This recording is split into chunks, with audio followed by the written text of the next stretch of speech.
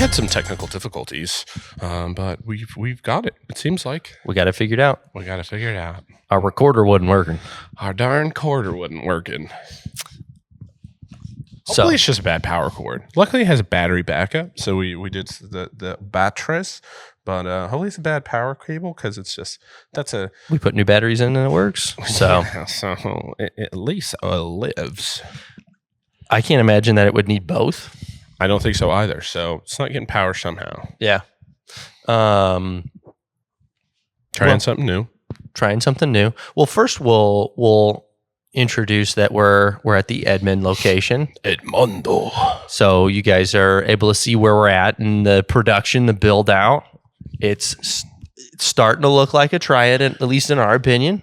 Yeah. White walls, wood floors. It's weird that the basic things like that, like literally just like floors and paint. The aesthetic. Yeah. The track lights help a decent amount. Yeah. It definitely. I mean, like it looks like a Triad. That and the center wall. Yeah. It's gonna be nice. I'm excited to get shelves up, and it's gonna really start looking like a Triad. It's been moving. Sure has been. Excited on a future episode to get Austin, our contractor, on. He's been awesome. He's been a customer with us for years. Started his business. We'll tell a little bit more about it when he's on the episode. But Super cool guy. Super cool guy. Like beyond what I thought a good contractor could be. Yeah. But he's one that when he started his business, he got to come into the store when he was like grabbing an energy drink in a bar. Everybody that works at any Triad knows Austin and knows he stops by on the daily, and he got to tell us about starting his business. Like I can remember him coming into the quail store and telling us about it. So So cool to get to work with him. Cool to get to see how great he is at running his company. And obviously you guys get to see his work here. Which always kind of, I feel like a bit of I don't want to say a risk, but it is like an interesting thing when you like are hiring somebody who like obviously has a business and is a professional, but is also like somebody you consider as a friend. Because like if it doesn't go well, it's like it's just it's a weird thing. You know, might not be a customer anymore. He might not be a friend anymore. And luckily, he has just knocked it out of the park, just like way past anything that we thought, and that's like beyond my expectations, beyond my hopes of what a good contractor could be. Right. Yeah. So. But, super dope. Yeah. So yeah, we're here this morning and recording an episode. One thing I was going to try. We don't have to do this if you're not up for it. I was going to throw this story or this photo on my story and get not live questions, but just real time, a little bit more real time. Wow. You down? Do it. All right. Entertain the audience as I get this going. You're a rich girl, but it's gone too far, cause you know it don't matter anyway. You can survive on your old man's money. You can survive on your old man's money. It's a rich girl, cause it's gone too far, but you know it don't matter anyway. Say money, but it won't get you too far, About you now, round and round. That ain't wrong. To her eyes when you gave him pain, so far gone. Round and round. That is something I have to get in the family for the things of it all. This is what you meant, right? Yeah. Hey, you didn't have to pull up the lyrics or anything there. Hall & Oates? Yeah, I don't think I need to pull up the lyrics for Hall & Oates, okay? As I'm getting this up, I feel like I only get to really catch up with you about once a week. I get to see you a couple of times a week, but typically just kind of here and there. We don't even spend a full day together. Yeah, it's weird. How's work been for you, man? Good. Work's been good. Busy, but it's I was sick last week. Ain't no rest for the wicked around here though. So been a busy couple of weeks, but it's honestly been good. Feeling a lot better now, which is always, that perspective of like when you're sick, you forget how good it is, or like when you're not sick, you forget how good not being sick feels. You know, when it's just like you're sick, you're like, God, I would do anything to just feel better. You know, I don't care about anything else in my life right now. I just want to feel better. I just don't want to be sick anymore. And so now feeling better, that's nice. I've got some good training sessions in, and there's also nothing like your first real like hard sweat after you've been sick and like down and out, like, you know, on the couch. Worst part about being sick, so I had like the flu, right? So just like not just a cold, huh? I don't know. I think I had the flu. It lasted a while. I mean, it lasted, like, granted, I was working a bunch and like not slowing down really, but I mean, that'll prolong a sickness. Yeah. I mean, I was sick like 6 days, which is like plenty. And yeah, I was pretty achy and like, I think I had eclipsed a cold to like potentially a flu boy, but, yeah, your first like real sweat though after being down and out. One of the things that's a bummer for me is whenever I get like nasally, like sinusy sick at all. I already have. I found out that this is an actual like DNA mutation. I found that out whenever I did my like 23andMe or whatever that like your DNA test thing is. Light sneezing. So like when you like we're in here and it's not like super bright. When I walk outside and the sun is like super bright, there's definitely a good chance I'll sneeze. And it's called like light sneezing or like sun sneezing, right? So whenever I get sick though and my sinuses get all tickly and extra, my light sensitivity gets ridiculous. Like every time it's bright at all, I'm like halfway about to sneeze, which is one of the most miserable feelings of all time, that like I get it and it just like won't come out kind of thing. So when I'm sick with like a sinusy thing, it's like that for 6 days, like pretty much nonstop. So the thing that's a bummer is like I'm sick and I'm at home and I like can't look at my phone really or like watch TV or anything. Like it's bright like enough. That light Yeah. triggers it? Oh man, big time. Ooh. Yeah. So I'm literally like turning all the lights off, like shutting all the curtains, turning the dimness on as much as I can. And it's still like a struggle for me to like watch a TV show. And so I just end up like, just sitting in darkness, just like staring at the wall because like I can't do anything. You read a book or something? I can, but it's too dark in the room to read a book, and then any kind of light source like causes, dude, it's brutal. That's miserable. It's not a good time. Yeah, you just sleep like as much as you can. Yeah, I tried to, but and you finally get bored enough where you're like, fuck it, I'll just like have to feel like I have to sneeze. Yeah, and like try to turn down the lights. What do you want? What do you want more? Do you want to avoid the boredom, or do you want to avoid the half sneeze? Yeah, right. And so it's like I usually like something bright enough will make me sneeze, and that kind of gives me relief for a little bit. So I usually just sit there like watching TV, and then like when the half sneeze comes like every minute, I just grab my phone, turn the flashlight and shine it directly in my eyes. And then that usually makes me sneeze. And then I'm like, okay, I'm good for another 5 minutes now. And it's just that on repeat for 6 days. So I used to, my old boss, when I worked at the hospital, used to make fun of me all the time because we would go from OU to the children's hospital and we'd hang out in the children's hospital for a while, and then we'd walk back across outside. And every time without fail, we'd walk from inside the children's hospital outside into the parking lot, and I would sneeze every single time, to the point where he'd be like, we'd walk outside and he'd be like, you're gonna sneeze.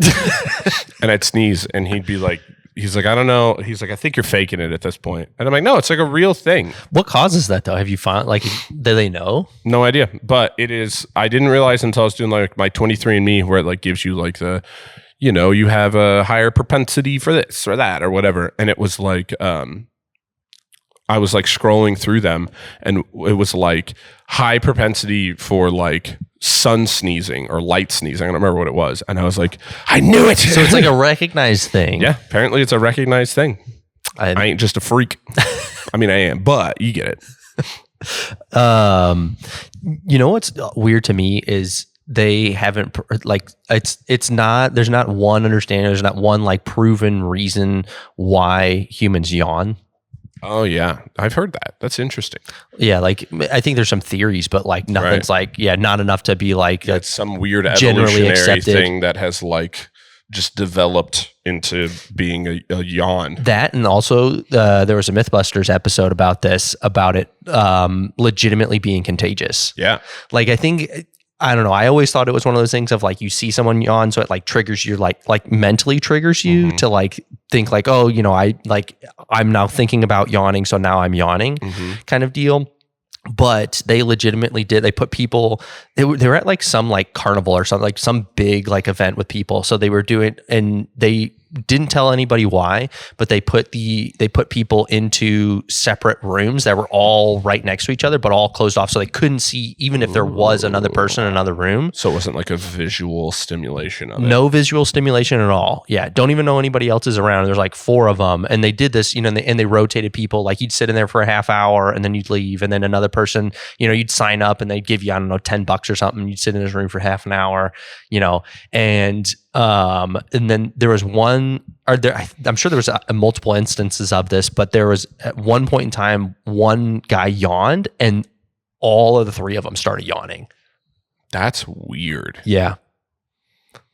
That's odd, man. I think it was like they ended up with like a plausible. Yeah. There's a lot of, right. I mean, obviously it could be like coincidence, but you like run a test on it. Dude, there's a lot of weird stuff like that. Like one of the weird ones, and this is one that like I've joked about for a long time in my life.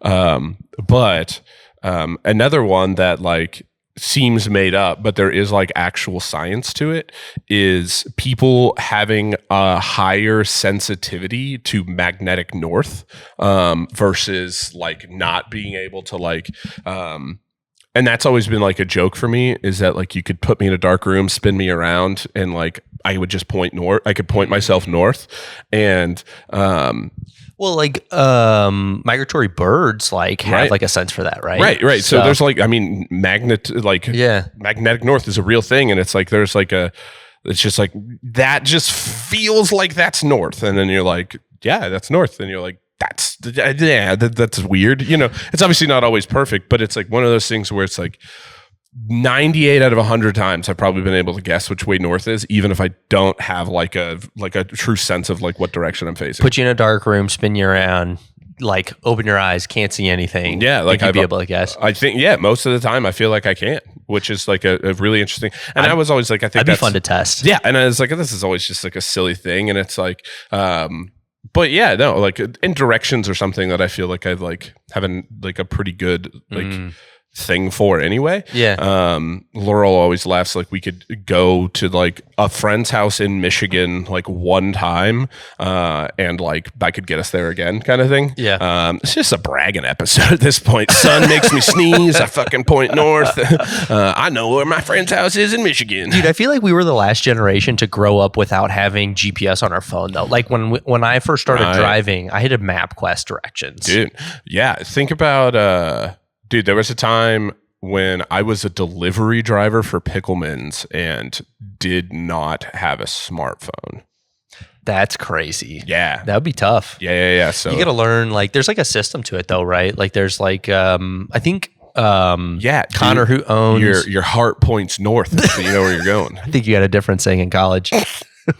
But I think Connor Hurto, who owns some Domino's locations, did a lot of delivery driving in college.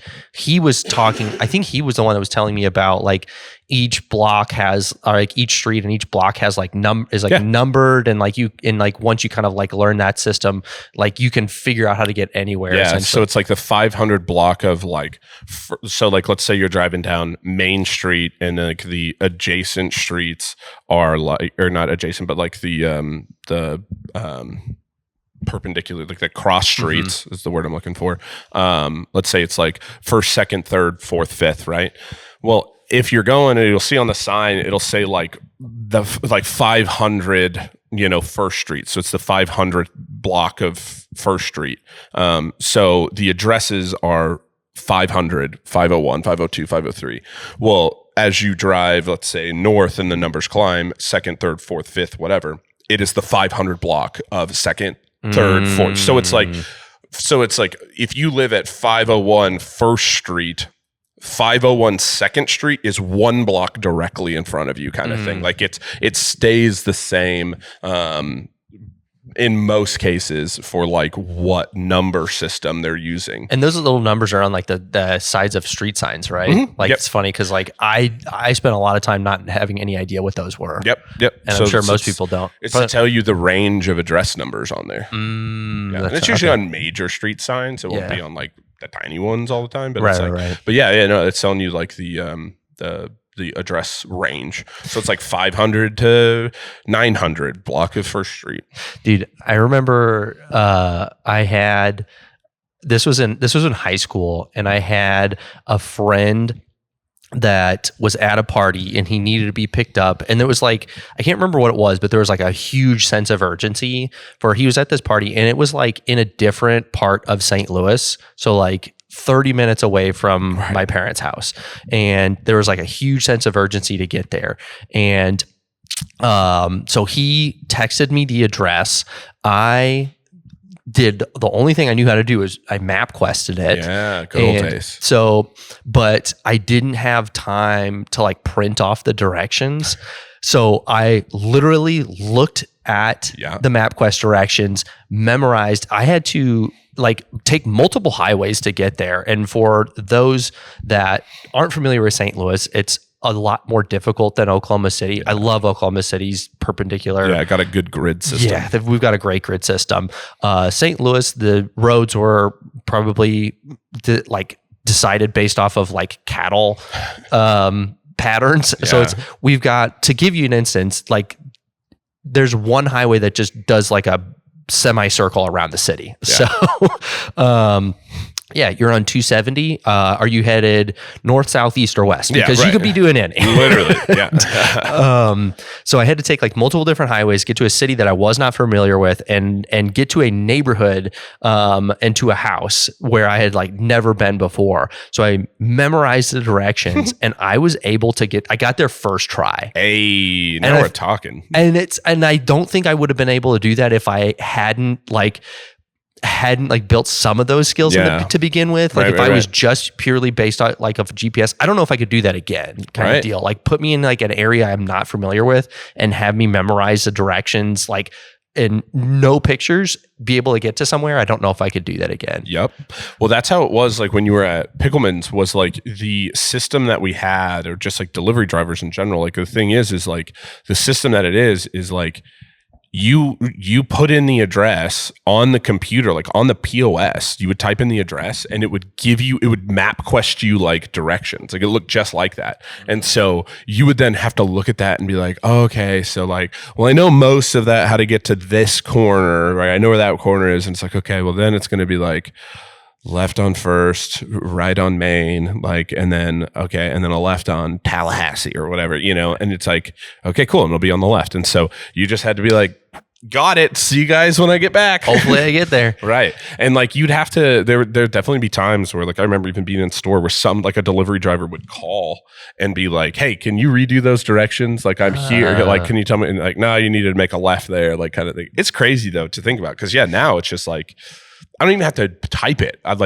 My phone knows where I'm going depending upon the time of day. Yeah, dude, seriously, like it pops up with a notification. It's just like, it'll take you 27 minutes to go to work. Right. And you're like, geez, like I didn't, like it just knows my routine. It knows my routine. Yeah. That when I first started driving, when I first got my license, I was still really big into skateboarding, and we would go find, my parents would hate this, but we would go find like parks or spots like downtown or like more in the city. Mm-hmm. So we knew how to get to the city, but then you'd go to one spot, then you'd go to another, and then you kind of explore around, and then you'd kind of end up in an area that you like weren't really familiar with.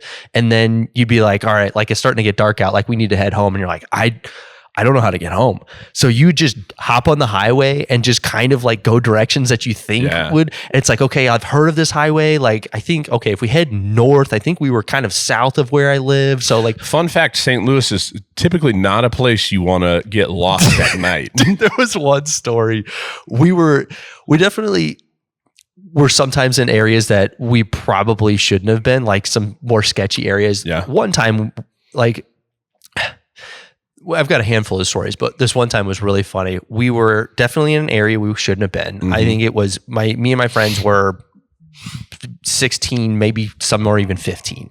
So we just pulled up to this area to skate a spot where got my trunk open, and me and two of my buddies are in the trunk grabbing our boards and like the camera and stuff out of there. And we hear a car pull up behind us, stop, and say, "Freeze, motherfucker." And we turn around, and it's this dude that clearly lives in this area laughing his ass off because he's like, these fucking white boys are not where they should be right now. We're like, ha ha ha, cool. Yeah, that's a hilarious prank. See you later. We're going to get out of here. Yeah. Dude, I remember one time I was in St. Louis, and this was years ago. I was probably like 18 years old. And I was with my girlfriend at the time, and we were lost, and we were in a part of St. Louis you should not get lost in, just not the greatest of areas. And it was night, and we were like, again, just trying to find our way back to like a major highway or something. And we were going, and we're just like, okay, like, well, we don't know where we're going. We're getting kind of nervous, and like, this is like one of those areas that is just like very much well known, like you should not be in. And I don't even know how we got there, but we're going, and all of a sudden, like cop lights turn on behind us, and we're like, okay, like we weren't speeding or anything. Like it's weird. So we pull over, and this cop comes, and like, we roll down the window, and he's like, "What the hell are you doing here?" And we're like, "We're lost. Like we're trying to find our way back to like," because it's like 2:00 in the morning kind of deal, right? And he's like, we're lost. We don't know how to get back to a major highway. And he goes, "The street you're on, you're gonna just drive for like 2 miles, and you're gonna find like an on-ramp to 270. Don't stop for stop signs. Don't stop for red lights. Drive through all of them. Do not stop your vehicle until you're on the highway." And we're like, "Oh fuck, okay." Yeah. You're like, well, that's a good sign when the cop is like, break the law, drive through stop signs, red lights, anything and everything. Do not stop your vehicle until you're on, and like, it will, like, obviously don't stop on the highway, but don't stop between here and the highway. Yeah, you're probably in East St. Louis. Yeah, we were. Yeah, dude, that is. It's like the #1 murder rate in like the country. The entire country. Yeah. Yeah, that was one area. Yeah, we knew that growing up. As soon as I started driving, it's just like, yeah, if you find yourself across the river, like, don't stop. Like, get back on the highway and get back across the river. But like, that's like, just never in my life, like, I've just like literally break the law, get out of here. Like, okay, yes, sir. Yeah. We're like, "Do you have a fresh pair of underwear, by the way?" Because we could both use them. I'm going to check our questions, see if we got it. Yeah, two messages. Oh, wow. Yep. It's me and our Instagram sharing the story. Not popular enough. Damn, that's tough. Well, wait, no, I think sometimes like it doesn't pop up as like a... Oh, no, wow. We got some. We got a few. Dang. Yeah, they don't pop up as messages. Are they all the same person? Yeah, I think it's a lot of Andrew. It's all Andrew. He's usually got good questions though. Yeah. All right. He asked me a question the other day, and I've still been thinking about it.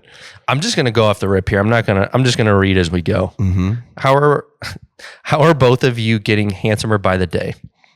I don't know. I just started a new skincare routine. It's all about not shampooing your hair, dude. We're gonna go on the no poo tangent, and we're gonna hurt some feelings. How long has it been?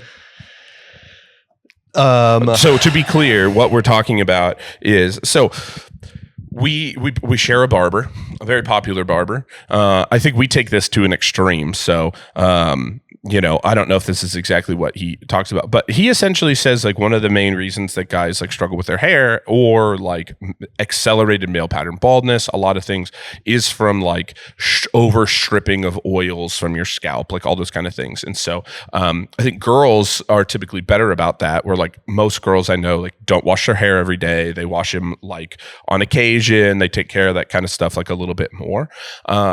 Boys, on the other hand, and I was 25 years of my life, if not longer, 26, whatever years of my life, shower, like anytime I am in the shower, I'm washing my hair, like shampoo, wash my hair. So if it's, if I shower twice in a day, 3 times in a day, I'm pooing it up all 3 times, never not washing my hair. And like, he kind of told us, he's like, man, like, that's really like not what you want to do. And his advice was kind of like, wash your hair when it gets like greasy. Like if it gets to a point where it's too much, like oil in your hair or whatever, like wash it. But it's like, if not, like rinsing your hair with hot water and like, still like scrubbing your scalp and all that kind of stuff, but just like not actually putting shampoo in there, like can really do a lot of good things for your hair. And honestly, my hair got like styling my hair got way better. Like I felt like my hair health like I got a lot better, like the thickness of my hair increased, like all that kind of stuff. Cause he's like, yeah, like having some like oils and that kind of stuff in your hair is like a good thing. It's supposed to have that. Yeah. I remember you started on this kick because you started going to Max before I did. But when I started going to Max, I started doing the same thing. I just went like one time without shampooing my hair and just rinsing it. I was like, oh, it actually seems like cleaner than I expected. I figured like I had to put shampoo in my hair to make it feel clean, but it's like rinsing it did fine.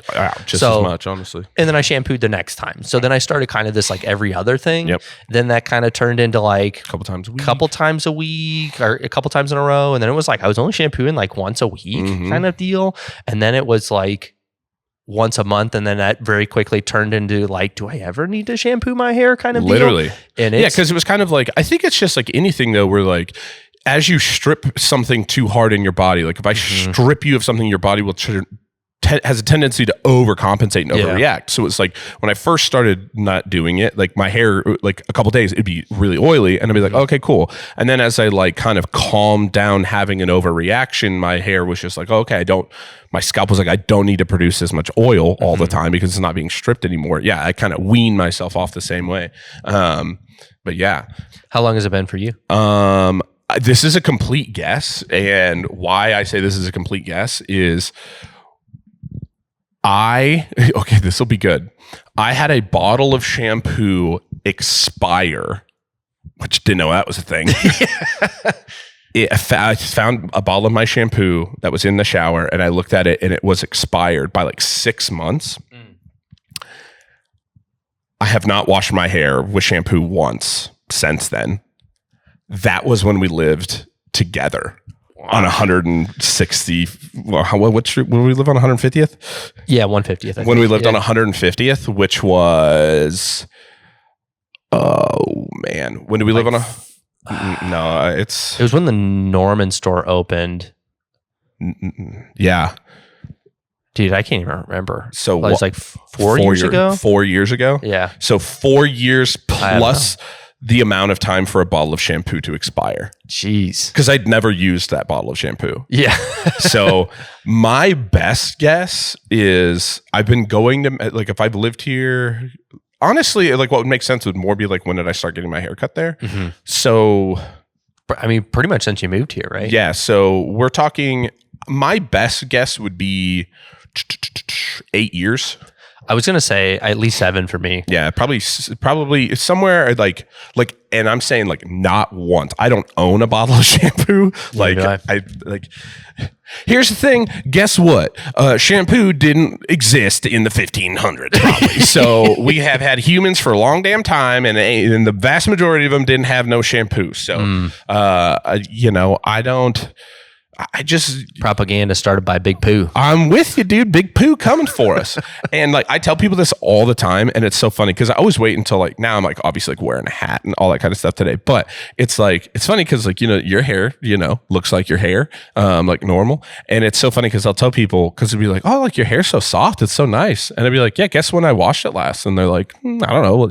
Last night, and I'll be like, well, let me be clear. Like, give me last time I used shampoo, and they're like, I don't know, yesterday, and I'm like, 8 years ago. Yeah, and they're like, what? And I'm like, yeah, touch it. Like, and they're like, it feels soft and nice, and I'm like, smell it, and they're like, yeah, it smells like you. I don't know, like it doesn't smell bad or anything. It's like, yeah, rinsing it does the job.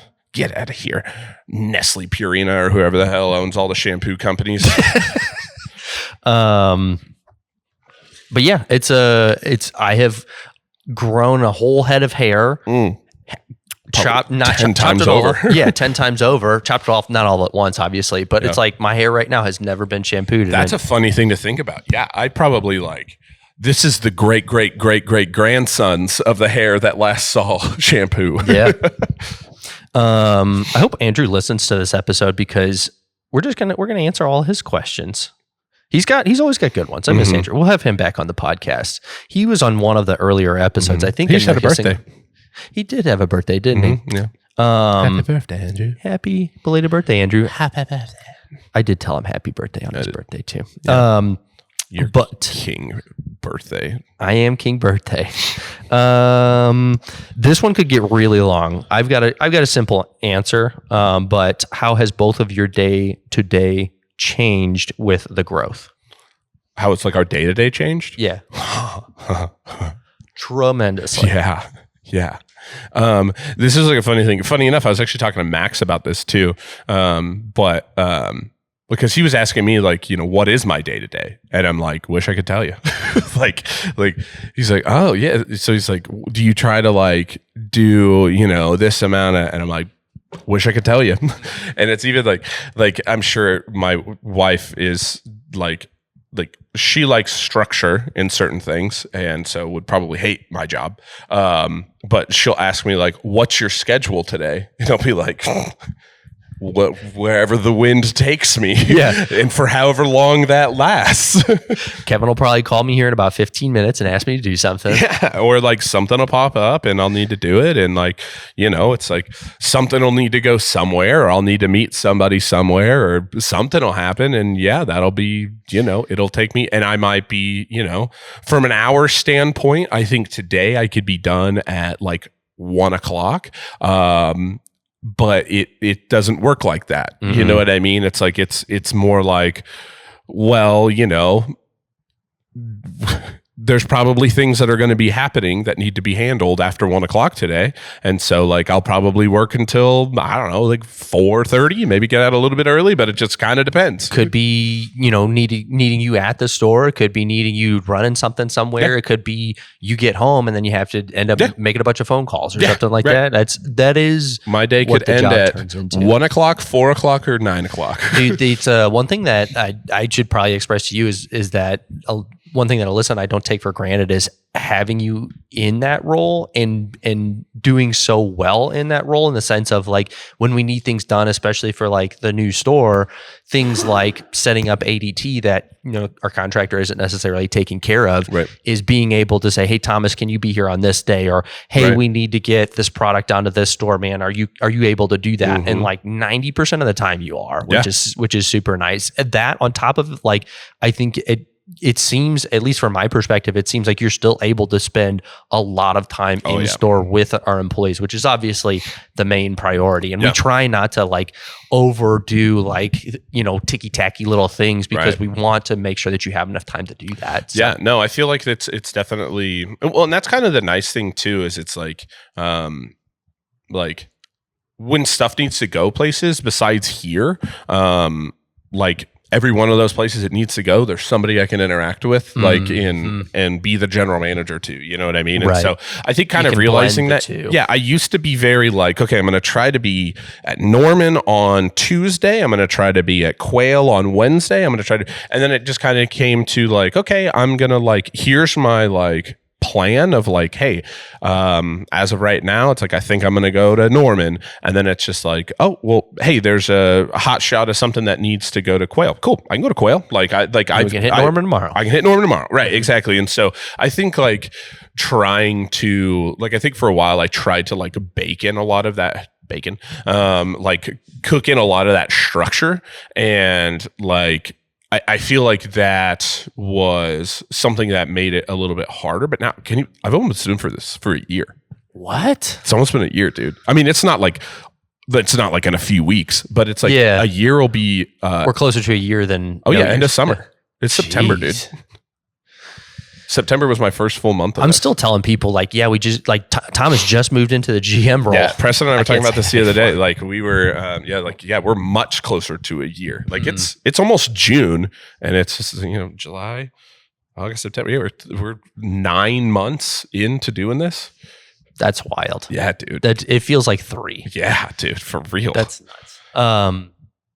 So my answer to this question is, well, I could ramble for days about it, but we'll keep it simple. It's one thing that I've shared with employees, because one thing we do is, as a company, I think most people know, is we promote what from within. We keep the culture tight. We don't usually do a whole lot of outside hiring for management, specialty things, like even like obviously like media or like warehouse management is like all come from people that started in the store.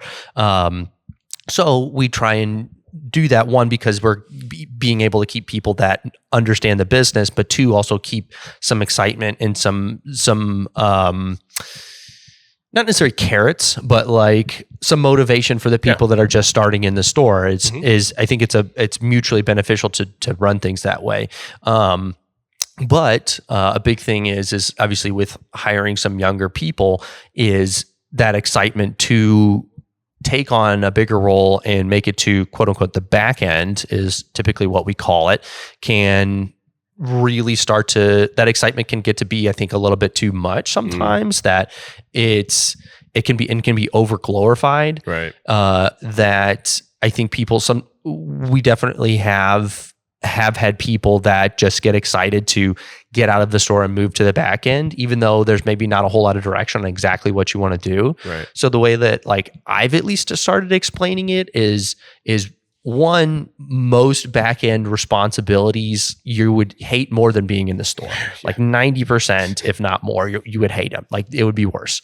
But once you kind of find that niche of things or that area of things that you really enjoy, that's where it becomes cool, where you don't get to move to the back end and just work less or life gets easier necessarily. Right. It actually gets harder. But the thing that's motivating to get there in the first place is, one, to find the area that really lights you up, and two, is where it is more work, it can be more stressful, it is a lot more responsibility, you enjoy the work more. Right. I think and even for me, from the time that I moved out of the Yukon store to now, I've gotten to transition even what my back end responsibilities are, because I've definitely been in a role of like, if we don't have somebody to do this task, I have to do it. Right. So I've had a lot of back end responsibilities that I'm not a big fan of. So I can testify to there being a lot that people would not want to do. Yep. And everybody's different too. Like your responsibilities, I wouldn't necessarily want to have. Preston's responsibilities, I wouldn't necessarily want to have. Like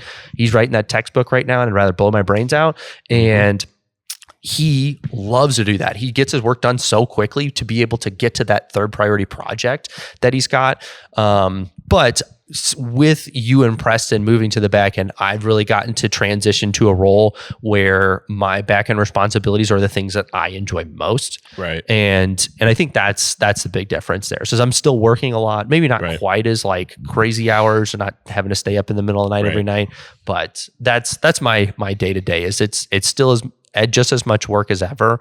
But I'm getting to work on projects. We're doing, these events like the dodgeball tournament, the Murph workout. I'm getting to work with like our merch and some new products and different. I'm getting to be more involved in our social media planning a little bit more, which is one thing I enjoy and didn't get to really be involved with as much in the past as I think I would have liked to. So yeah.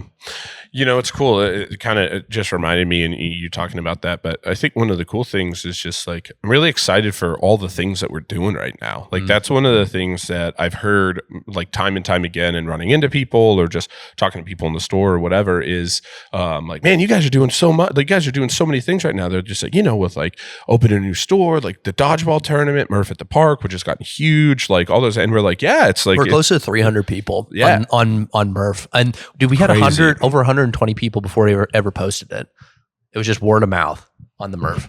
Crazy. It's super exciting, man. It's just exciting to have like things to look forward to and things that I think can become like annual events or like, something that we do, more than once and it just be like an exciting thing that people look forward to and can grow. And I just think it's a neat thing, man. Like, it's just think back to 9 years ago and explain that we would be doing Murph at a park that doesn't exist yet. But forget about that. We'd be holding a community-wide Murph that like people are invited, anybody can come and do for free kind of thing. And like, oh yeah, we're going to have more than 300 people signed up for it. Like, huh? That's madness, to think about, dude. Like for 9.5 years ago, it would have been like, man, I hope we get there one day, dude. I had a really cool moment like that this past weekend when we were in St. Louis. We were back for the Supplement Superstore's St. Louis barbecue, which was really big, man. They cool. Yeah, they threw a massive event, that's for sure. I got to catch up with a guy named Bart who also used to work at Supplement Superstores. So when I first, where was he at? St. Peter's. St. Peter's, that's right. So when I first started working out in high school, my buddy Nick took me to Supplement Superstore. Meat Stick. He's the one that first got me into working out. I just wanted to hang out with Nick, and he was going to the gym after school, so I would just go to the gym and hang out with him, and naturally we just work out. Turns out I really liked it. He took me to Supplement Superstores to buy a few products because he's like, hey, if you're going to be working out with me, these are the supplements that I take. Let's hit up Supplement Superstores. I'll pick stuff out for you. So we went to Supplement Superstores. He grabbed me a few things. I know Ignition was one of the first things that he grabbed me. Super dope that he was able to recognize how important Simple Carbs post-workout is. Yeah. And the guy working behind the counter was Bart. Yeah. And so Bart worked at Supplement Superstores. He was there whenever we worked there, which was 3 or 4 years after that. And managing one of the busiest locations that Supplement Superstores had. Today, he owns his own gym called Project Power, which is a phenomenal gym. Looks dope. I love the lighting in there. The lighting's super cool. It's like honeycomb kind of thing. Yeah, it's most of the equipment is Panada, and if you're not familiar with Panada, it's an Italian brand that makes really, really cool stuff. It's funny, I was in there. Apparently, they started a trend. There's like a Club Fitness that started getting a bunch of Panada equipment in as well, and then they're like, everybody's getting Panada. They're like, I guess like you've probably used it before. I'm like, in Oklahoma City, I think there's like 2 Panada pieces. Yeah, and at 2 different gyms. I've used both of them, and it's like, and you guys have like an entire gym full of Panada. But cool. Super cool equipment, really nice gym. I got to work out there on I think Monday. Gosh, I think it was that this Monday? That's crazy. Got to work out there on Monday. Obviously check everything out. Got to talk with Bart. Super busy, by the way. So like definitely running a very successful gym. And we had sent some samples of some Define Nutrition products to Bart to try out and just get some of his feedback. He had good feedback, which was super cool. Yeah. But it was just like a really interesting moment of like thinking back to when I first started taking supplements, buying them from Bart, who's working behind the counter. Now I'm standing in his gym talking about our supplement brand that he's trying. And it's like, what a weird development of that relationship. For sure. Somebody asked me this in the store the other day, and I haven't thought about it in a long time until they asked. And then I was like, whoa. So I'll ask you this question because it's a very similar amount. How long have you worked in the supplement industry?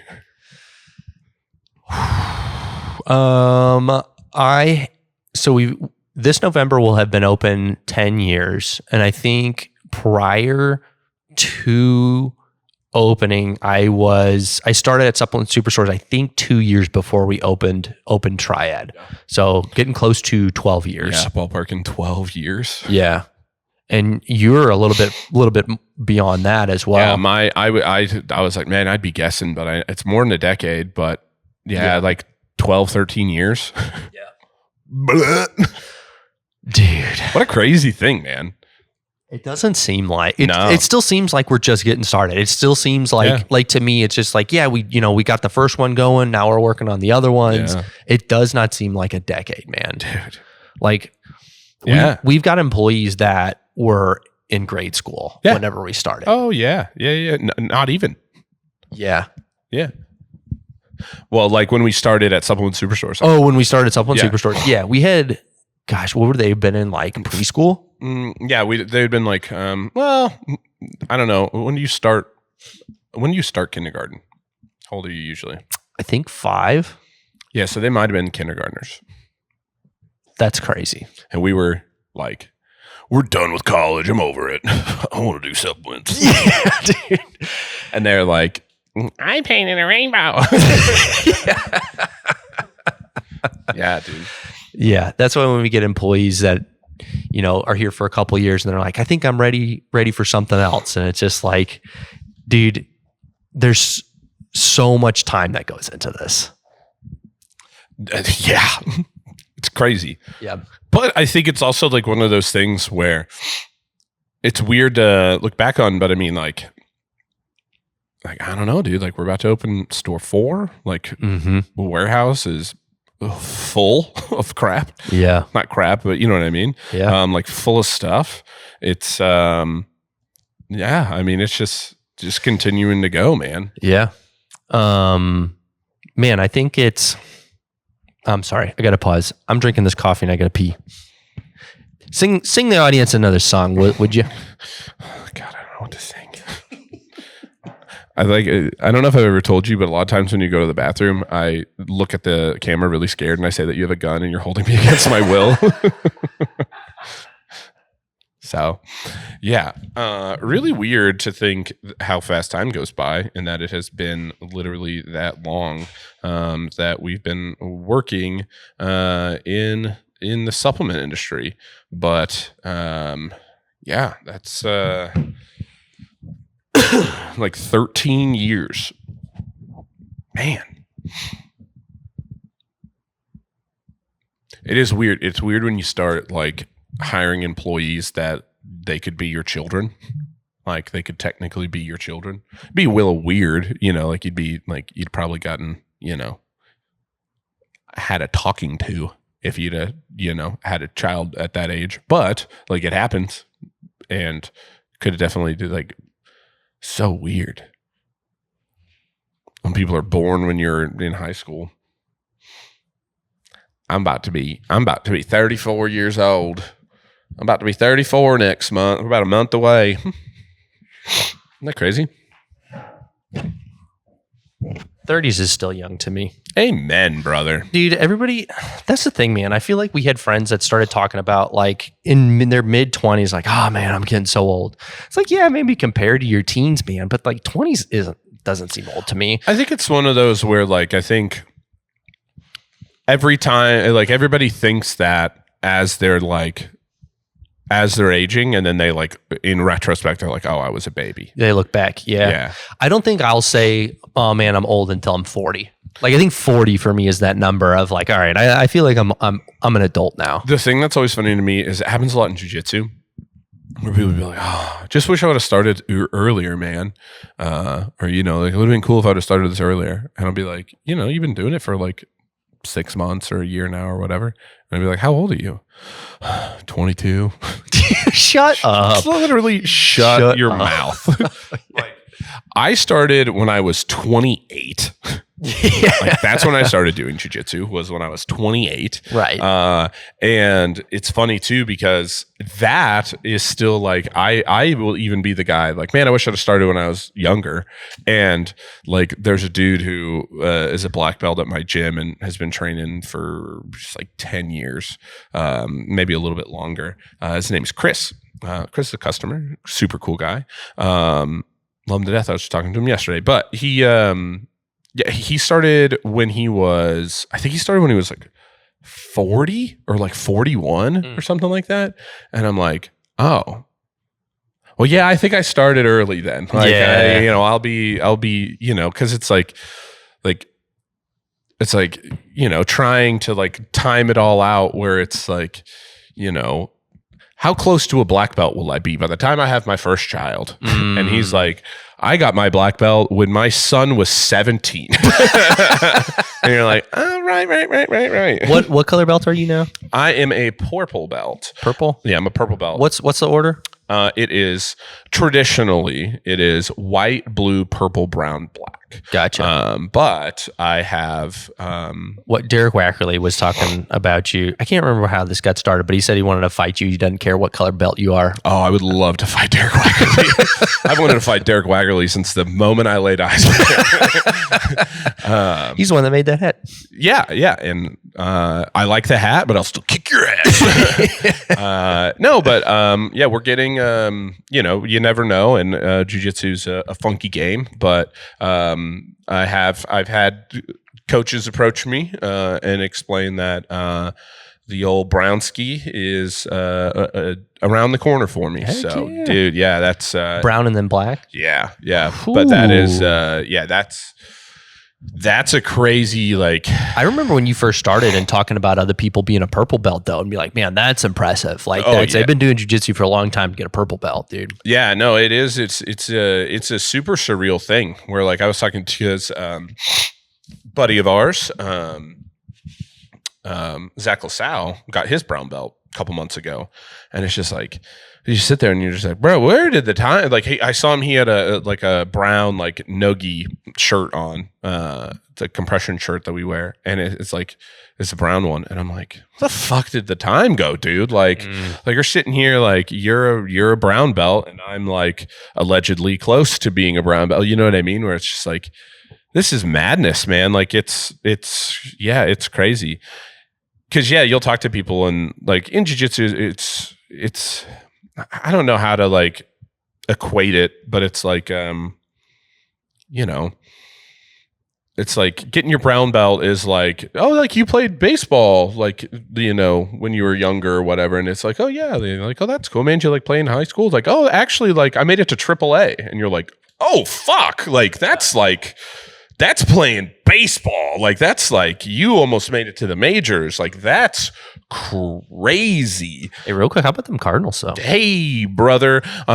Shout out. I think they probably watched the podcast because Bally Sports sold all of its rights to FanDuel, and now it's the FanDuel Sports Network, and the FanDuel Sports Network is streaming Cardinals games in Oklahoma. So I have been able to watch my sweet birds on a bat play some freaking baseball. Was finally. that in time for that streak they went on? Oh yeah, there was this been a whole season, man. Nice. So it has it has been, that was the dumbest thing that was ever happening. And here's the thing. I was watching the Cardinals while they were good. Bally took over for Fox Sports, decided to be idiots right as the Cardinals started to really slump and kind of suck. And then this season, it looks like we're playing, we're kind of on the up. So got some good young core. And but yeah, I can finally watch the freaking Cardinals again. But back to what you're saying is just like, yeah, well, like when you meet somebody, you're like, oh yeah, like you played baseball. It's like, like, oh, that's cool. And it's like, oh, you played AAA baseball. It's like, oh, holy shit. Like you are like, okay, you're the best baseball player I've ever met then. Like you're, it's like one of those where, like when people, like when, somebody starts jiu-jitsu who's been doing it for a while, and it's like, oh yeah, like this person's a brown belt. They're like, they get all wide-eyed, like, oh fuck, okay, cool.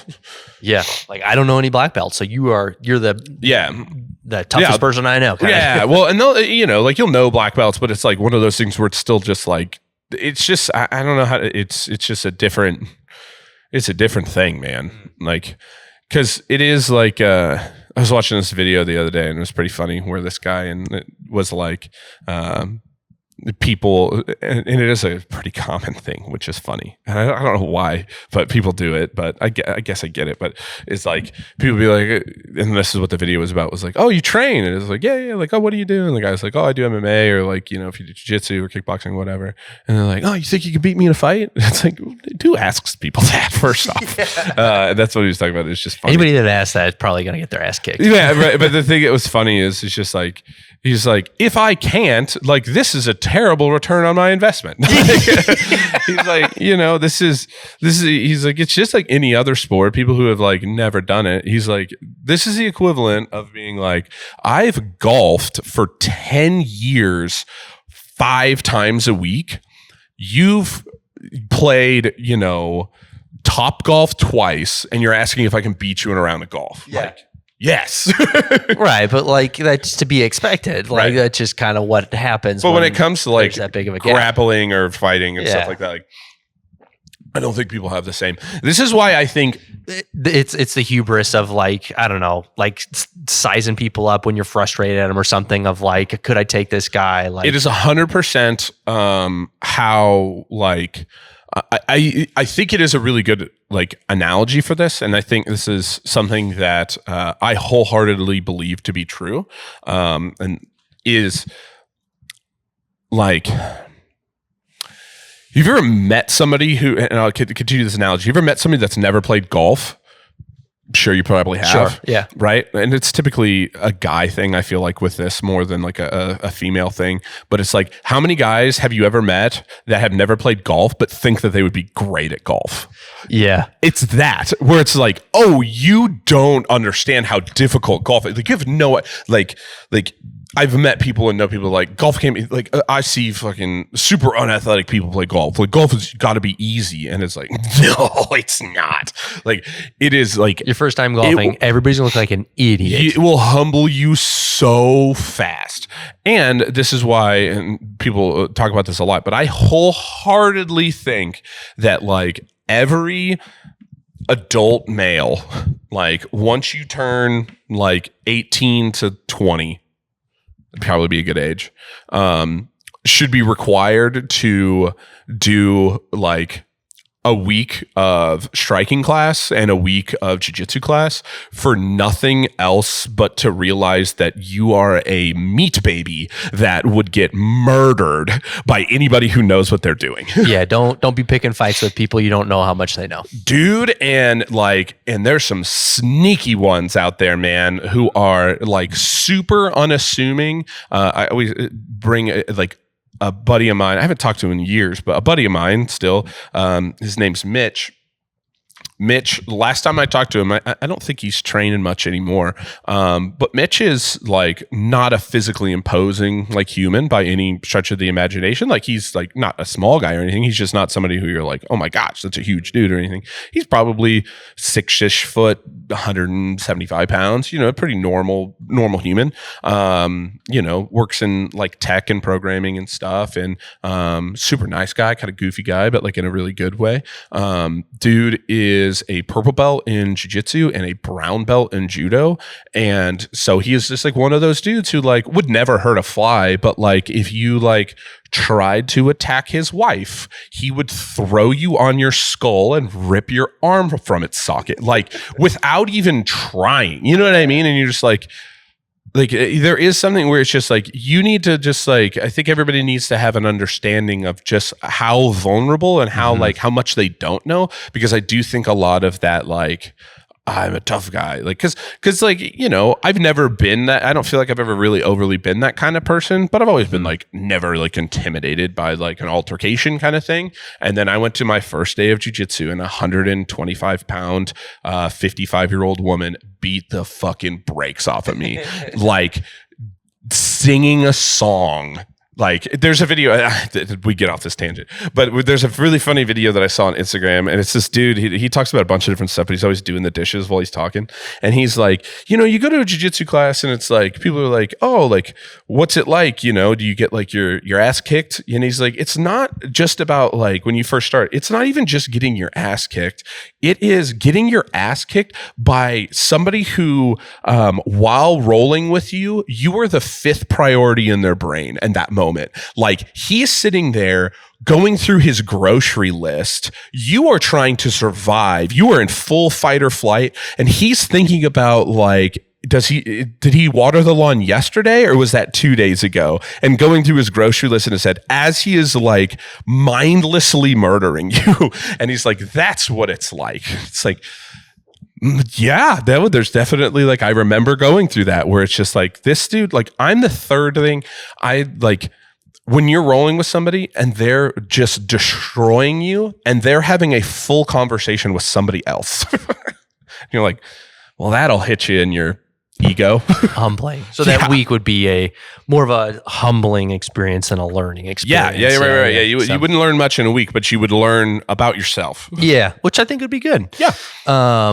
Going back to the patience, which I think goes along with the jujitsu and growing our business and whatnot. Man, I think one thing that is definitely on my brain now, where I think you and I have both learned how to be patient with a lot of things in life. I think that just comes with age. Yeah. I think it is still, and like as frustrating as it can be to like have younger people kind of being impatient or like having like an unrealistic timeline to like when we're opening new stores or when, you know, they get to move on to new positions or take on bigger roles and as how much we're growing. I think it is good to have people like that because I think it is easy to get into a position where you're almost too patient and you're just, it'll happen eventually. So we're not going to push for it, but we're trying to keep good people around. We're trying to, you know, keep people motivated and we definitely still want to grow. So I think it is good to have kind of that little bit of a push to be trying to continue to move forward. So it's, I think it's I feel like we've got a balance right now where with opening the Edmond location, I don't think you and I are either of us are like, you know, super anxious or like impatient about it by any means. But at the same time, we're still aligning ourselves to be looking for store 5 by the time this opens kind of deal. It's like we know all the steps so we can kind of get ahead on some things. So we're being as efficient as possible, but still patient with the process kind of deal. Like the ball doesn't sit in our court very long. I mean, we talked about this before, but painting this place, which is kind of crazy that that's the only thing we've done at this location. But painting this place is, we had a window on it being able to be painted with the drywall, the sheetrock being up and it being mudded, but also it needed to be painted before like the floors could go in because we didn't want to have to lay stuff down and or we didn't want to get paint on it. So we had a weekend and it didn't last any more than a weekend. Like we had 2 days where nobody was going to be in here no matter what, and we could paint and we got it done. So we weren't calling the contractor. We weren't calling Austin every other day asking when we could come in there and get to paint. But as soon as he told us we were good to go, we had it done. Yeah. Well, and I think like part of patience too, and I think this is something that I think both of us have learned as well, and I think our employees have learned and are continuing to learn, is and something that we've talked about before. I think it was on one of the question episodes where people were talking about growth and just becoming a business owner or, you know, running a business or whatever. And I think one of the things that is such an important aspect of patience and what makes it easy too at times, like certain aspects of patience, is like loving the process, right? Where it's just like, you know, like I'm not like, I love what I do and I know you love what you do. And so it's like for me, it's like, hey, this is just part of the process. And like, I love the process. And so like I think one of the life's great fallacies or whatever you want to say, misconceptions. Is that like, oh, once I get to this point or once I do this or once I achieve that, like it's something that we talked about in the interview, is like, if you're always looking up at that clock or that timeline of like, when's the next this, when's the next that, like you forget what's right in front of you. And what's right in front of you in most situations for our employees or in a lot of business just in general is customers. And it's like, if you're not loving the process of just like doing the best that you can with customers, like none of the rest of it matters. And it all just seems like you feel rushed, or like you feel like the clock is ticking and you're like, when's that going to happen? Because that's when my happiness is going to be achieved once we've done this. And it's like, no, like you just got to remember to continue to focus and love the process. And like I think that's one of the things that like makes this, like being patient with certain things is like a little bit easier, is like, yeah, I mean, like when this happens, like things will change, but like my or yours like happiness is wrapped up in like how fast we get store 4 open.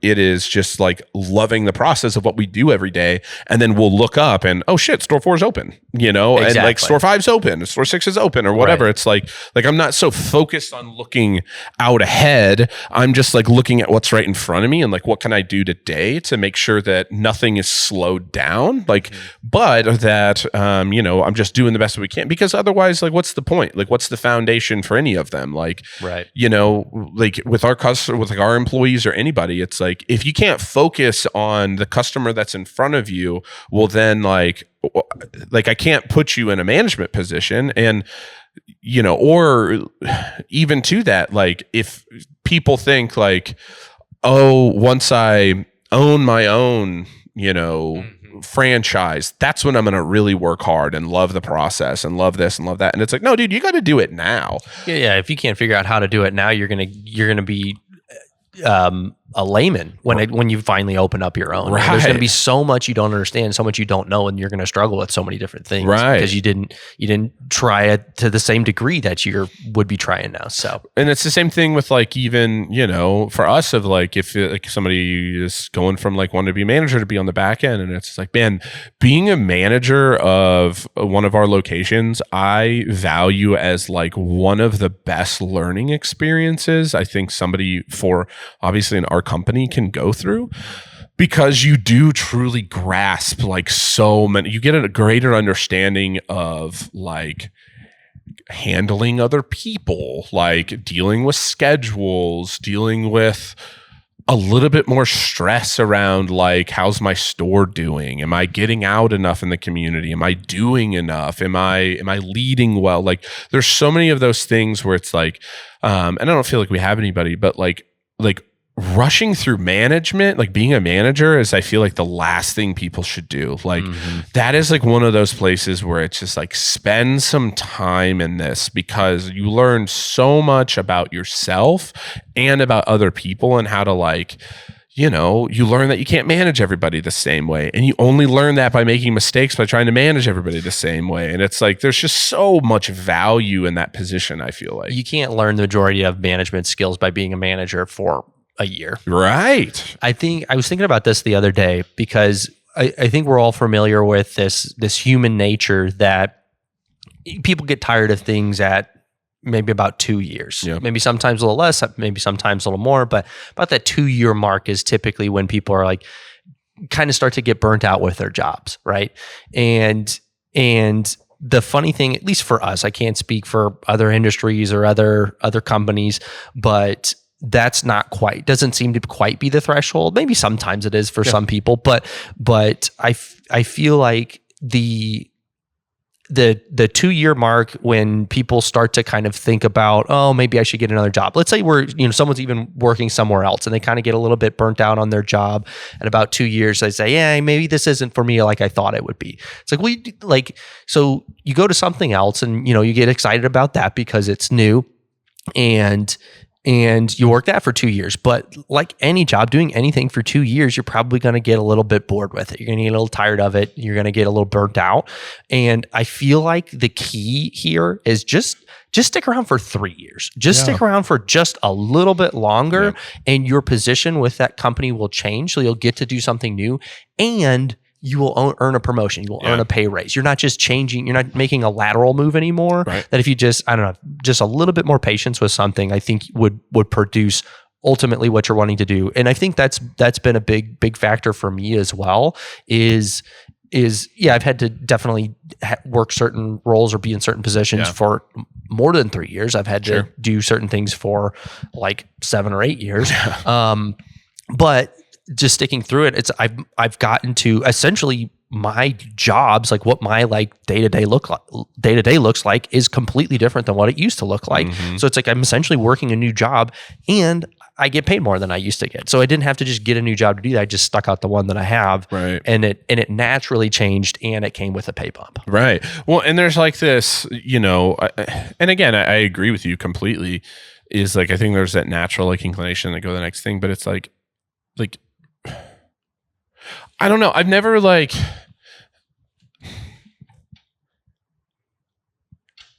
what's the right way to put this? Like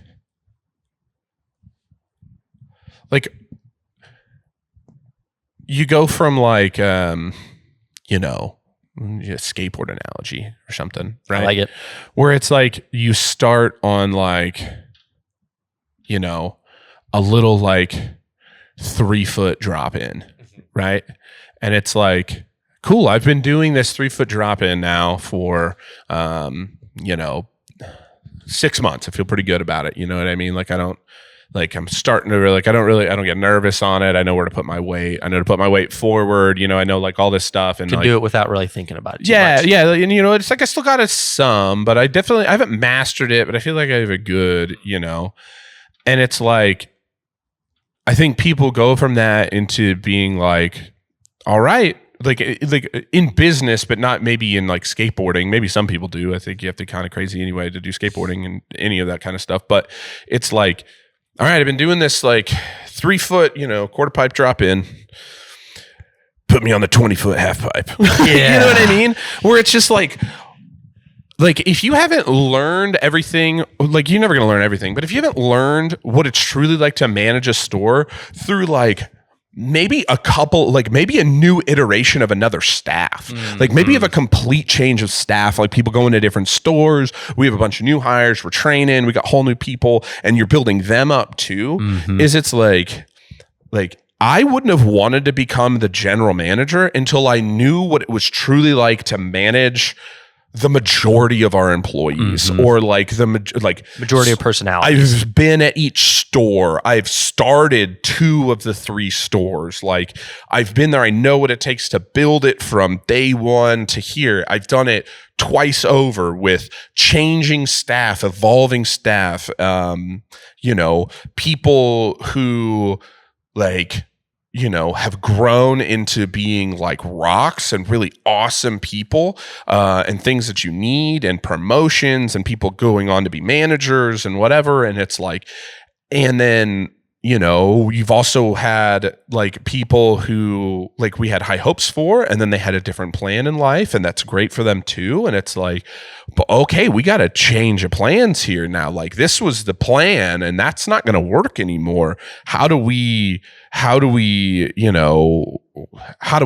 right now? Like, what's the change? Okay, here's the plan. Here's this. Okay, that sets back a timeline. That changes this, that changes this for this person. And it's like, I don't know if like I can't be successful at my position now. I don't feel like without the growing pains and the understanding of what it takes to do that for as long as I did. And it's not like I did it for 20 years or anything, but it's like I've had a decent amount of management experience prior to that. But it's like, but man, like understanding like keeping people happy, being, finding a balance of like what kind of manager you want to be and like how you want to carry yourself in it. And it's like, there's just so much that goes into that. Yeah. And if people don't like spend it, like you don't want to go from, I learned a kickflip and I do a 3-foot drop in to like, bro, sometimes like you don't want to go from T-ball to the major leagues too quick, man. You want to progress through those steps for a reason.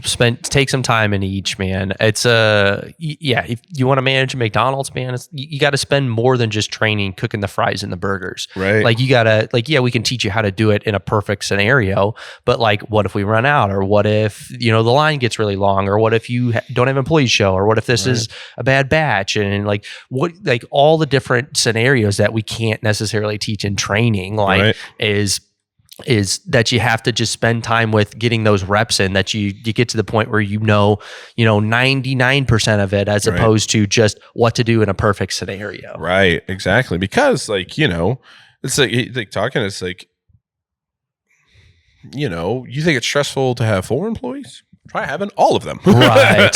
You know what I mean? Like it definitely changes. And so that's why I think like loving the process is such an important aspect. Like value the fact that you're learning through this phase. And like these are skills and things and challenges and things that are happening are good to have, because like without that, you're never going to be able to know what to do whenever you reach like the next phase of things. I'm going through some more questions here. Let's do it. We got a couple other people chiming in here. I love it. Most, what were you thinking moment as a business owner? So both of us. What were you thinking? I don't know that I've had one for like, why did we do this in the first place kind of deal, which is how I initially read that. But see, I read it as me saying to somebody else, what were you thinking?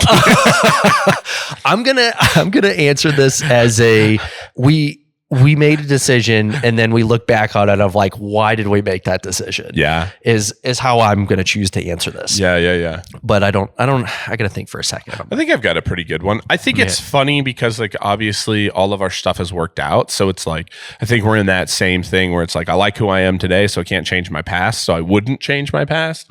But creating an entire line of supplements while opening your first store is bananas in retrospect. Yeah. We should have done like 1 to 2 products at a time. Yeah, right. It's like, yeah. Or, you know, we've got an entire team. We've got an entire full-time defined person now, and we still only do 1 at a time. Right. Exactly. And we did like 11. Right. Like a full line out the gate. Let's go. Yeah, with no experience of doing it, no understanding to some extent of like how it all works, or like, no, it is, I bought a skateboard, put me on the 20-foot half pipe right now, and then wonder, you know, man, why are my trucks loose? There's so many details to a single product. That was the thing we were doing. It was we know how to make a good formula on any category kind of deal, and we put good formulas together. But there are a lot of intricacies to formulas on how much space can you put, how much can you put in a single capsule, how much of certain ingredients are going to be hard to flavor, what kind more of flavoring isn't always better. More isn't always better, right? How to flavor it in the first place, not to mention everything that goes on the label. We had a defined meeting yesterday where we were literally debating on the suggested use in the little square boxes, like the little square boxes on defined nutrition labels. We were debating on what words to put in just those 2 boxes for a single product. It was, I mean, we spent probably close to an hour on a single product just on not the label, but the intricacies of the label. We're not even to the flavor pictures yet. So, which those can take a day and a half sometimes for a single flavor. And we did, I'm trying to remember. I think it was like,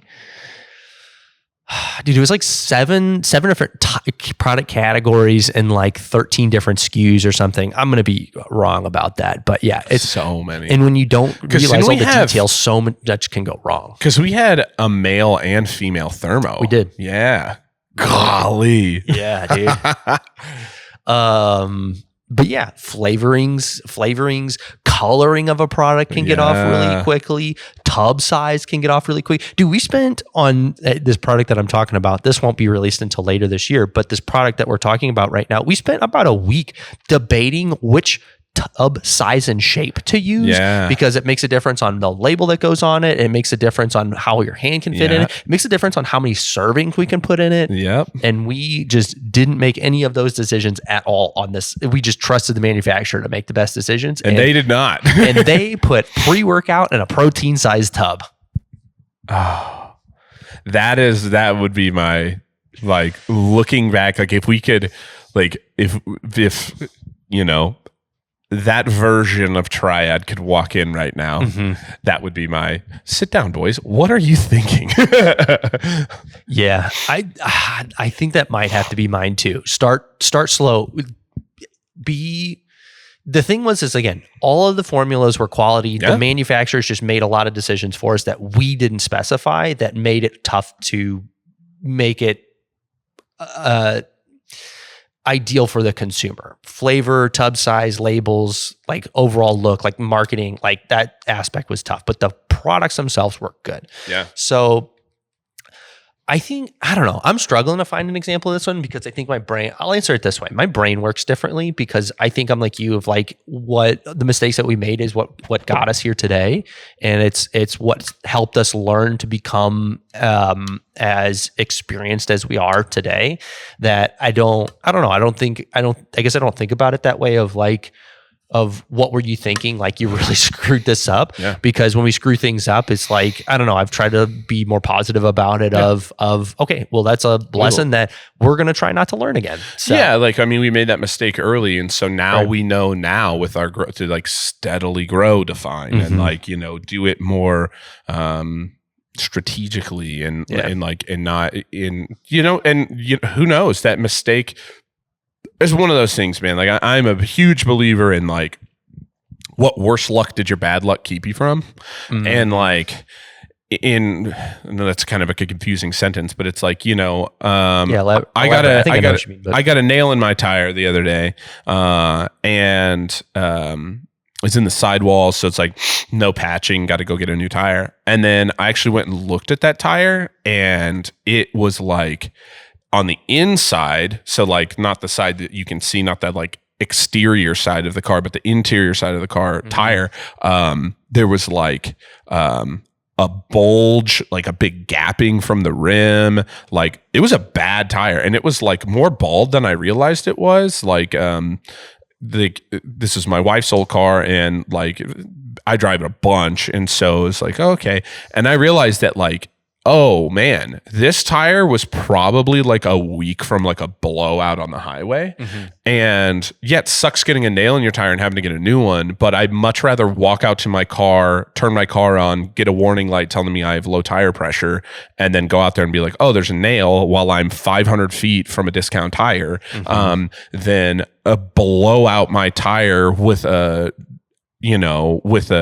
vehicle full of products on the highway, and who knows what happens. You know, I'm going 70 or something, and it's like, you know, like, yeah, getting a nail in your tire is bad luck, but now I've got a brand new tire, and I'm like, dang, my car rides way better than it did. Like, man, that was a gradual thing, but I didn't realize like how bad it was riding until then. And so it's like, yeah, this is bad luck, but it probably kept me from much worse luck. Right. And so it's like, I think us getting in an accident. Yeah, right. Like something really bad. And so, I think it's kind of the same thing with, like, yeah, starting with a whole entire line out the gate, like, yeah, in retrospect, it's probably like, man, that's probably not the best, but it taught us super valuable lessons that like, maybe if we made that mistake now, like we wouldn't be able to recover from it. That and the fact that it was, because it was an inventory, it was money that we were able to recoup most of it, because we realized we probably needed a lot more. Like we're like, okay, we have this loan for X amount, like we'll spend that to open up this store, and then,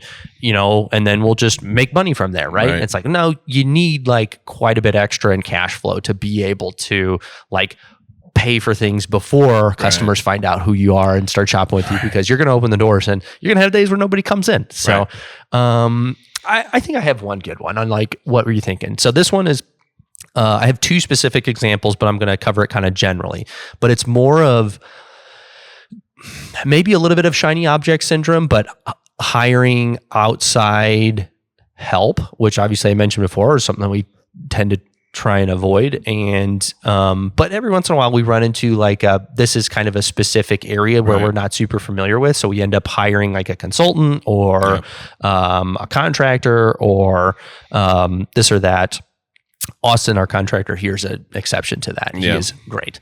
We got a couple of things like our broker, like a couple of things that are like, this is worth its weight in gold. Right. So I guess it's the similarity between these two examples. So one time we hired people to run our media, our social media, and then another time, that was a long time ago. We learned a lot from them, good friends with them. It's but we hired somebody else to really like manage our social media.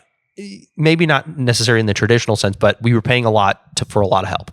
And more recently, we hired accountants to look over our taxes, because they are and this came from a recommendation from a friend, or like was a word of mouth recommended accountants. And I'm realizing that our situation is very different from theirs. I learned that situation, but the whole point was like the media one was, we can run your social media and we can run your ads for you, and we can generate, if they do well, they can generate, a lot of sales online, a lot of people in the door, and depending on what kind of strategy we're taking at the time, if we're paying them $2,000 a month, but they're generating, $10,000 in sales, then it's like, okay, well, yeah, like that's super worth it. We're growing and we're making money still.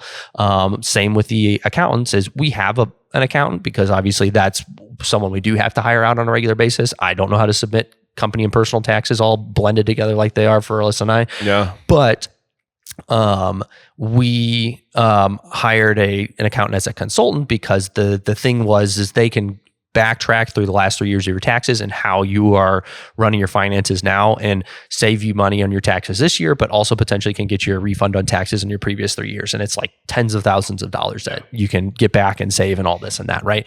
Sounds awesome. Right. And it's like, and again, it came from a recommendation from a friend. The big thing here is that we have pretty good accountants, and Alyssa does a pretty good job of keeping our books, and we've been pretty strategic. Right. So the accountants, they definitely were able to, like, there's some small strategies that we implemented that saved us some money. So, but we didn't get anything back on returns. They looked through and they're like, we can't. I don't think we can get you anything in on your previous 3 years.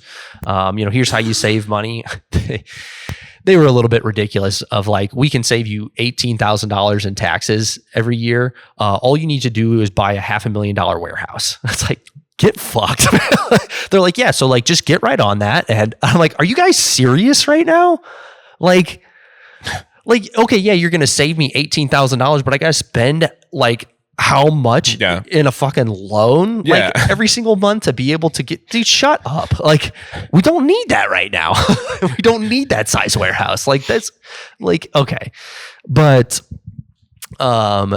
same with the media is like, I think the big thing there was like, they, can generally help run a lot better social media if you're starting from, step one. Right. But we were putting a decent amount of effort into our media already. And like, we understood our customer base and understood what like really triggers people to like, come shop with us and tell their friends and bring new people in the door. Right. So both of those, they weren't able to do as much as it seemed like they were going to be able to do. So we resorted back to doing it primarily ourselves, with our bookkeeping, with our media. And there was, again, I've had to learn that lesson twice now in two different scenarios, but it's, I don't know. And again, there's scenarios where you have to hire outside help. Right. Like, you don't realize that you're doing the right strategies and you've got kind of everything covered until you have somebody else who does the same thing be like, hey, well, you guys are kind of doing what you need to be doing. It's like, hey, that's valuable. Like, yeah, cool. Appreciate that. Right. Exactly. But they don't say that. Yeah. They say, no, you need to keep paying us thousands of dollars a month. Right. I'm like, I don't think so. Because we're not seeing a big difference here. Yeah. We're just spending more money. But simply, if it was like one of those things where if you're a business who maybe doesn't know or doesn't have those strategies in place, well, then it's like, hey, this is probably worth it. Right. But yeah, but now, and again, I don't typically think about it that way. It's like, yeah, we spent a little bit more money than we should, but now we feel more confident in what we're doing, just like you were saying. And we made some small improvements. Right. So it's ultimately, I think in both of those scenarios, like we at least broke even, if not made a little bit, but probably not enough to be worth it. So, yeah. Now, if it was, what are you thinking? What were you thinking to employees? I would need, how many more episodes do we got? Just kidding. Our employees are great. Okay. To be fair, if we added Kevin and Thomas as first year Supplement Superstores employees in the mix, in the mix of all of our employees, I feel like that'd be fair. Mm-hmm. Yeah. Because we'd be right there with them. Yeah. Probably worse. Honestly, our hubris was pretty bad. Well, I think that is like such an important thing too, and something that I have to remind myself of, especially with like managers, and have to remind them of this sometimes too, is like, we've got kids who are 18 years old, 19 years old, dude, I was such a shithead when I was like 18, 19 years old. Like if I was working, I remember being 18 and working a job and my goal to be like, how do I look like I'm working while doing as little work as possible? Oh yeah. Like fully being like, that is my mindset. Like I am trying to get away with doing as little as possible. Yep. While looking like I'm doing an adequate amount. I definitely lied. And not getting away with it. Yeah. And that would frustrate me right now. Yeah, I know. I've definitely. And we really don't have employees that do that.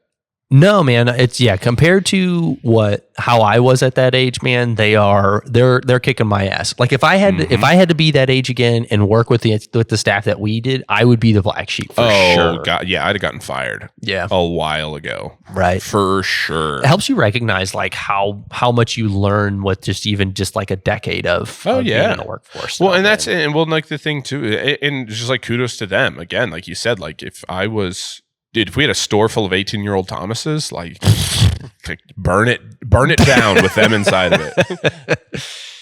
Yeah, no way. You want another question? Let's do it. Let's see here. How about those Thunders, huh? Dude, that was pretty good.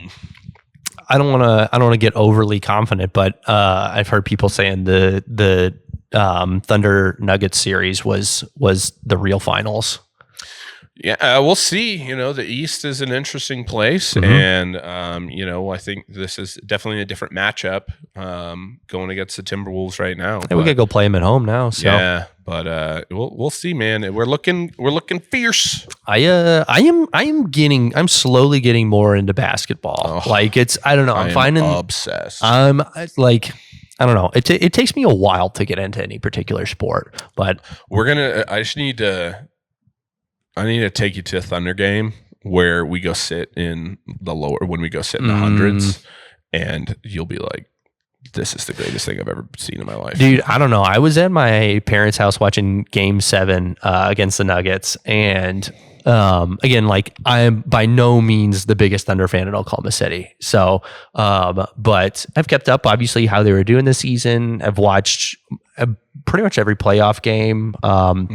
And I was at my parents' house watching Game 7, and it's like my parents and like Alyssa and Riley are just kind of hanging out playing, and we're all kind of watching. But when they started to make that comeback, in the first quarter, I was screaming at the TV, dude. We were at Game 7. Game 7 against the Nuggets. Yeah, that's cool. Is my Michael Jordan flu game. I was there, sick. Couldn't let the team down. They needed me. So you had one hell of a performance. I couldn't make excuses. I've never been to a louder place in my life than Game 7 against the Nuggets. There was just like a couple of moments where it was absolutely insane. Dude, I think there was I watched something on this recently about how commentary and like crowd noise on like when they play a game on the TV has changed over the years. I think this was referring to hockey a little bit more, but I think it was last night's game when Holmgren had a dunk, I think probably in the fourth quarter to like really like kind of like seal the deal on the win. And the crowd got so loud that the announcers just stopped trying to talk because you couldn't quite hear them. That was a cool moment. We were sitting in the hundreds, like we were in 113. So like we're pretty close. We're 20 feet from the court. Yeah. And on our side of the court, the ref on our sideline, you could not hear a whistle. Whoa. You couldn't hear, like something would happen and like they would stop and then it would be like, Laura and I would look and be like, was it a foul? And then it'd be like, oh yeah, it was a foul. Like not a chance you could hear the whistle. I wonder if that's hard for the players. Yeah, I think because they're so close, they maybe can't. But dude, it is unreal how and there's that's like so cool. Well, dude, it's so cool too because it's like everybody wears the shirts, everybody screams. We sat down My parents were recognized that. They're like, dang, did like everybody wore like the same color shirt? I'm like, I mean, I think they hook people up at the door. Every single seat has has a shirt, but you'll like pretty much but everybody wears them. But everybody else, like other teams do it, and they people don't wear them. Our whole stadium is wearing. Like you can literally pick out who the Nuggets fans were because they weren't wearing the blue shirt. That's crazy. It's madness, dude. Like it is just everybody cheering, doing the same cheers over, and it's like that was the game that Case and Wallace had like dunked on Jokic. That was our end of the court too, but it's just like that entire place erupted, dude. Oh my God, it was crazy. That would be cool, man. I'm glad we did. I'm glad, listen, I got to at least one game this season. So much fun. Dude. Yeah. Shout out to Peaches and Care for coming in town and giving us a reason to go there. We need to give her a nickname. We're going to call her Cream. Peaches and Cream. Yeah. How does she not have this already? Yeah. Maybe she does and we don't know. Yeah. When Peaches and Cream came to town.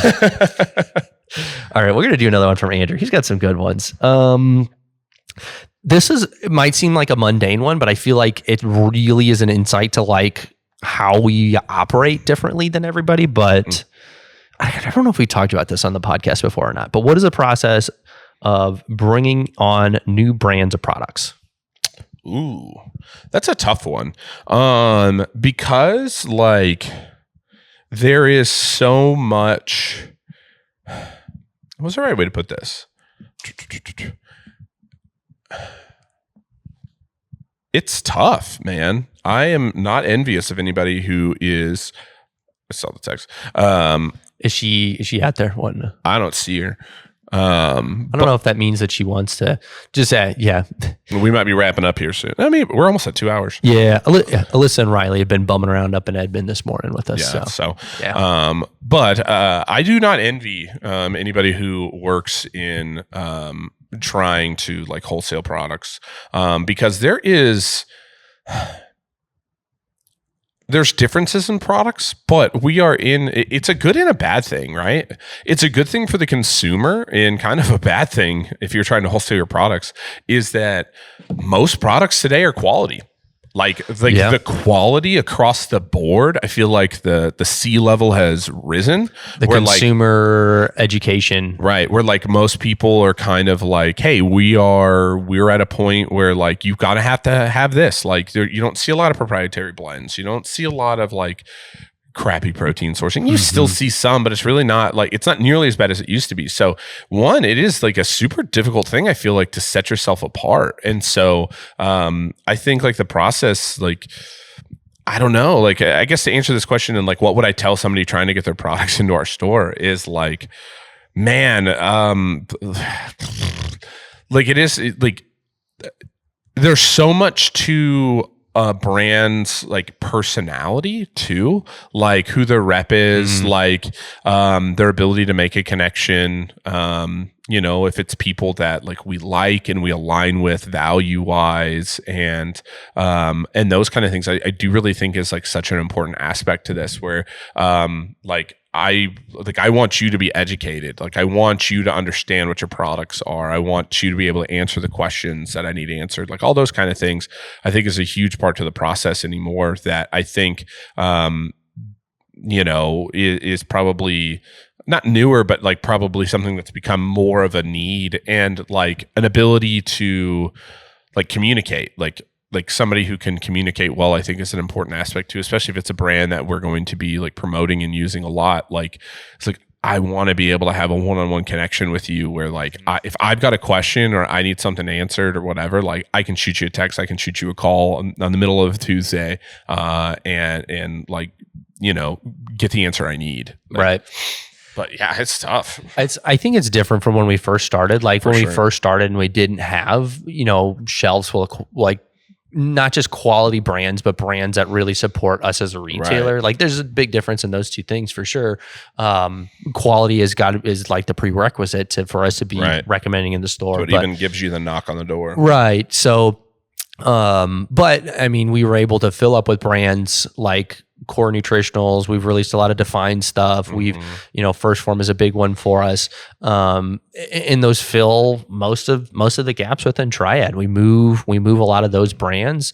We've got some other ones that are definitely good and top to bottom, but we've today, a good quality brand that does everything right as well is they could still struggle. We've brought brands in that are preferred brands at Triad, ones that we like the quality, like the formula, right. 2 do everything right to support us as a retailer, a win-win brand, right? But it's still they still might struggle because they're competing against brands like Core and Define that have been here since the beginning and take up shelf space and are ones that our employees are staples for our recommendations. So it's sometimes I think you can find maybe some gaps in our shelves of this pre-workout just got discontinued and was a big one for us, and this brand just happens to make one very similar. So they fill that need and we move a bunch immediately kind of deal, but it can be tough for a preferred brand. Now I think I think for us, one thing that we do differently, and even some of our employees sometimes struggle to start to grasp this, some of our newer people, is that we carry 2 types of products. One is preferred brands, 2 is popular brands, and they don't have to have the same elements. That obviously a preferred brand is one, good quality, and when I say support a retailer, what I mean is one, we have to be able to make enough of a profit on that to pay for our rent and pay for our payroll and pay for all of our other expenses while remaining being a competitive price in store. Exactly. And online. We got to be able to compete. We got that's a big part to us is we got to be able to compete. We got to be able to sell this at a competitive price and make a margin on it. Exclusivity is a big thing for us. We want to make sure that, someone down the street or even someone online can't come in and undercut us. Price protected is definitely helpful. Any kind of support, as far as recomping us for or repaying us for damaged samples, stuff like that, is definitely all big ones for us. But the other side of the coin is when things are popular, none of that matters. And it's really funny to let employees kind of figure that out. Look at this cutie. What's she doing? Hi. Come on. We got a sunglass baby looking at us. She is not sure about us. Yeah. But on popular products, if the only thing that matters is, are people going to come in and want to buy this without us saying anything? That's the only thing that matters. It does not have to be quality. It does not have to have a good margin. It does not have to be, they don't have to support us at all. We want to be known for the store that has everything that people would want. Now, those popular products, if you're not meeting any of those requirements, we're not going to, if you're not a good quality product, we're not going to recommend you kind of deal. Not a thing we can do. You're honestly just an opportunity for us to get somebody onto a better quality product. So, but yeah, I think that's a big difference for us is those are, 2 different categories and very different requirements for both of them. And so there's a lot of overlap and blend, between the 2 sometimes, but no, it's not easy for sure. It's again, I don't envy anybody doing that. Well, it's been 2 hours. We got mama and the baby here, so we're going to respect their time too, and we're gonna end this shindig. Hey, sweetie, how you doing? She's got her sunglasses pulled down her nose, looking at over us. She looks real skeptical of us with these microphones. But yeah, episode 70. Episode 70. You got to hear me sing some Hall & Oates. What a good time for everybody around. You know what I mean? I got to imagine an enjoyable episode. Well, never got to hear my beautiful singing voice. So, but again, this is the Edmond store. Might have just clicked off after that. They never turned it off. This is the Edmond location. This is what it's looking like. I hope I'm going to have some shelves and stuff in here soon, but that's it. We appreciate you guys. Unless you. No, I'm good. Appreciate you guys listening. Episode 70. Bye. Go Thunder.